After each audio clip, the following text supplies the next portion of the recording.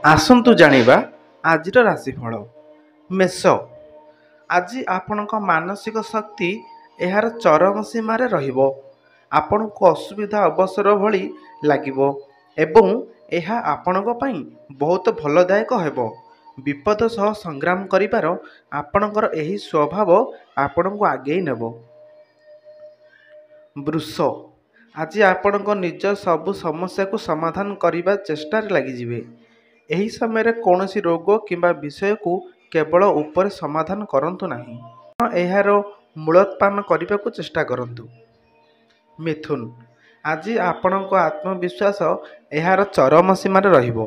ଏହାର ପୂର୍ଣ୍ଣ ଫାଇଦା ଉଠାନ୍ତୁ।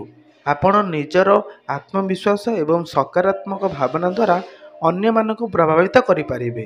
କର୍କଟ, ଆଜି ଆପଣ ନିଜର ବନ୍ଧୁମାନଙ୍କ କଥା ନ ଶୁଣି ନିଜର ହୃଦୟ କଥା ଶୁଣନ୍ତୁ। ଆପଣଙ୍କ ଅନ୍ତରର ବାଣୀ ହିଁ ଆପଣଙ୍କୁ ନୂତନ ଦିଗଦର୍ଶନ ଦେବ। ଆପଣ ନିଜେ ହିଁ ନିଜକୁ ଆଗେଇ ନେବାରେ ସହାୟକ ହୋଇଛନ୍ତି ଏବଂ ଏବେ ଆପଣଙ୍କୁ ସଠିକ୍ ନିର୍ଣ୍ଣୟ ନେବା ଉଚିତ। ସିଂହ, ଆଜି ଆପଣ ଆତ୍ମବିଶ୍ଳେଷଣରେ ସମୟ ବିତାଇବେ।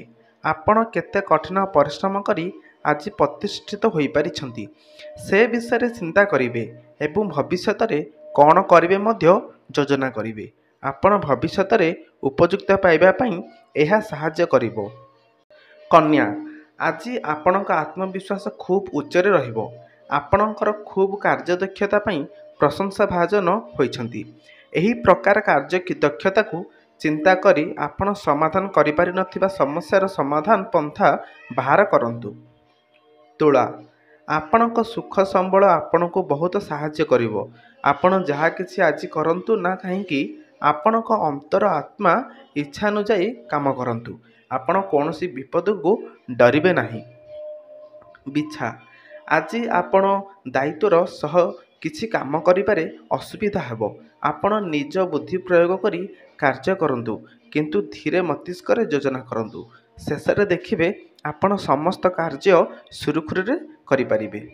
ଧନୁ, ଆଜି ଆପଣ ମାନସିକ ଶାନ୍ତିରୁ ବଞ୍ଚିତ ରହିବେ।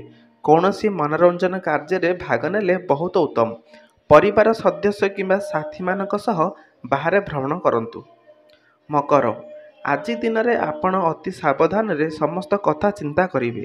ଏଭଳି ଅବସ୍ଥାରେ ପହଞ୍ଚିବା ପାଇଁ କେତେ କଠିନ ପରିଶ୍ରମ କରିଛନ୍ତି ତାହା ଚିନ୍ତା କରି ଆନନ୍ଦିତ ହେବେ ଏବଂ ଭବିଷ୍ୟତ ଆପଣଙ୍କ କିପରି ହେବ ତାହା ମଧ୍ୟ ଚିନ୍ତା କରିବେ।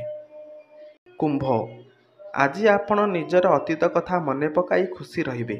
ସପ୍ତାହ ଶେଷରେ ବନ୍ଧୁ ଏବଂ ସମ୍ପର୍କୀୟଙ୍କୁ ଭେଟିବାକୁ ଇଚ୍ଛା କରିବେ।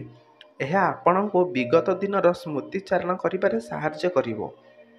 ମୀନ, ଆପଣଙ୍କ ମନ ଆଜି ଖୁସି ରହିବ। ଏଥିରେ କେହି ବାଧା ସୃଷ୍ଟି କରିପାରିବେ ନାହିଁ। ଏହା ଆପଣଙ୍କୁ କାର୍ଯ୍ୟ ସମ୍ପାଦନରେ ଏକ ସକାରାତ୍ମକ ମନୋଭାବ ସୃଷ୍ଟି କରିବ। ଏହି ପ୍ରକାର ମନୋଭାବ ନେଇ ଆଗେଇ ଚାଲନ୍ତୁ ଓ ବାକି ରହିଥିବା କାମଗୁଡ଼ିକ ଶେଷ କରନ୍ତୁ। ତ ଦର୍ଶକ ବନ୍ଧୁ, ଏଭଳିଆ ପ୍ରତିଦିନ ଭବିଷ୍ୟବାଣୀ ଦେଖିବା ପାଇଁ ବା ରାଶିଫଳ ଦେଖିବା ପାଇଁ ଆମରି ଚ୍ୟାନେଲକୁ ସବସ୍କ୍ରାଇବ୍ କରି ପାଖରେ ଥିବା ବେଲ୍ ଆଇକନକୁ ଦବାଇ ଦିଅନ୍ତୁ, ଯାହାଫଳରେ ଏଭଳି ନୂଆ ନୂଆ ଭିଡ଼ିଓ ସର୍ବପ୍ରଥମେ ଦେଖିପାରିବେ।